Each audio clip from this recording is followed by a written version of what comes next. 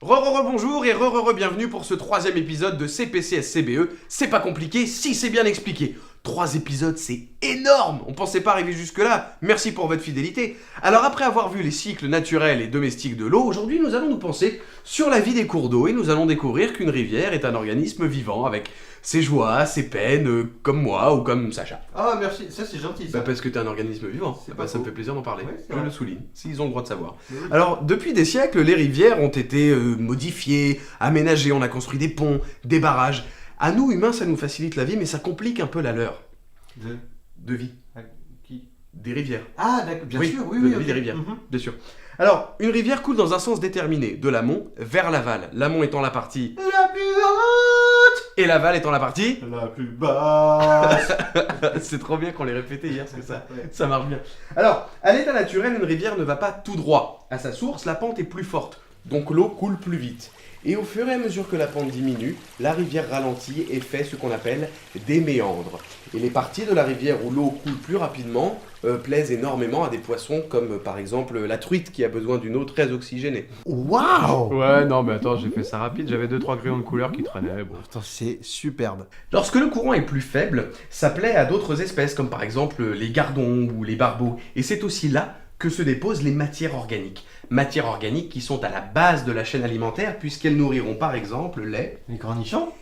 Non, les larves d'insectes. Ah, c'est une larve d'insecte. Oui. C'est moins bien réussi que la truite quand Et même. oui, hein. parce que j'avais plus de temps pour la truite. Ah oui. Bon, c'est pas grave. Mais alors, attends, si je comprends bien, ça veut dire que plus une rivière aura d'habitats différents, plus la biodiversité sera importante. Exactement, c'est absolument ça. Alors malheureusement pour l'irrigation de nos cultures, on a dévié par exemple certaines rivières en construisant de longs canaux tout droits, ce qui laisse moins de place aux différentes espèces. Ah bah oui, puisqu'il n'y a plus qu'un seul type d'habitat. Ben oui, certaines constructions coupent même carrément les rivières, Ah, comme les barrages. comme les barrages. Or une rivière c'est comme... Comme un organisme vivant. Oui, c'est vrai, mais c'est aussi comme une route qui est utilisée par plein d'espèces animales différentes et qui transporte beaucoup de marchandises, comme les sédiments. Or si on coupe la circulation...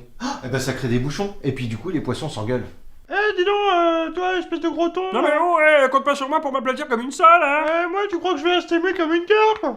Et voilà, ça crée des problèmes. Le saumon, par exemple, très présent en Normandie, c'est un poisson migrateur. Il naît dans une rivière, il va migrer vers le pôle Nord et ensuite il reviendra dans sa rivière d'origine pour pondre. Mais si le saumon trouve sur sa route un barrage avec une cascade de plusieurs mètres, il ne pourra pas remonter la rivière. Il est bloqué, le saumon. On brise son cycle de vie. Alors, si on ne peut pas faire autrement, on place des PAP, des PAP, c'est-à-dire des passes à poissons en langage technique, en construisant de petites cascades où les poissons peuvent monter et descendre. Ah, mais je vous en prie. Ah bah non, mais je n'en ferai rien. Ah, mais allez-y, passez. Non, mais s'il vous plaît, j'insiste. Mais dis donc, c'est pas vous qui m'avez insulté l'autre jour?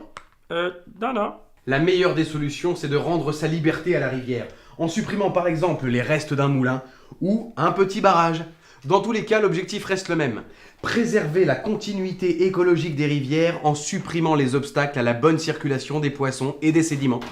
La continuité écologique des rivières. C'est fou ce que tu me racontes là. Oui. Sédiments. Ah oui, j'aime bien ça. J'aime bien, mais t'as raison. Les sédiments, ça transporte de la matière organique, ça nourrit des espèces, ça façonne la forme des rivières. Enfin, il faut faire attention aux sédiments. Et c'est vrai qu'au quotidien, on fait pas assez attention aux sédiments. Et c'est bien dommage. Mais j'espère que cette vidéo changera les choses. Et voilà, chers internautes, l'heure est venue de nous quitter, même si c'est triste. Merci d'avoir suivi cet épisode de CCPE, CCBE, CSCBCE. C'est pas compliqué, si c'est bien expliqué. Moonwalk. C'était bien, pas? Oui, alors c'est pas mal. Sauf que le moonwalk, quand on voit pas tes pieds, ça rend beaucoup moins bien. Ah oui, mais il y a quand même le côté danse, le côté art de rue. Oui. Moi, je trouvais ça sympa de partir en Corée. Oui, mais... Ah, vous êtes encore là. Vous pouvez le suivre sur Facebook, sur Twitter, ou dans sa chambre apparemment. Voilà. Et maintenant, il faut que je coupe, parce que sinon, personne ne va le faire. Alors, c'est où? C'est là, voilà.